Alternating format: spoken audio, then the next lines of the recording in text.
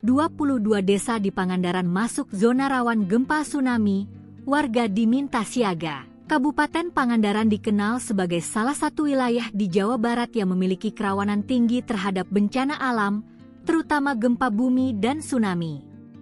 Selain itu, wilayah pesisir selatan Jawa ini juga kerap mengalami bencana lain seperti longsor dan banjir.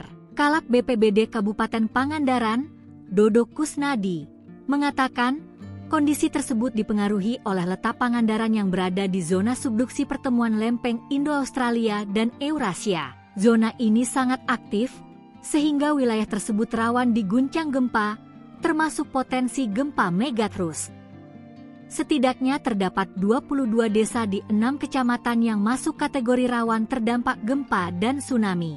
6 kecamatan tersebut yaitu Kalipucang, Pangandaran, Sidamulih, Parigi, Cijulang, dan Cimerak. Seluruhnya berada dekat dengan garis pantai sehingga memiliki tingkat risiko lebih tinggi.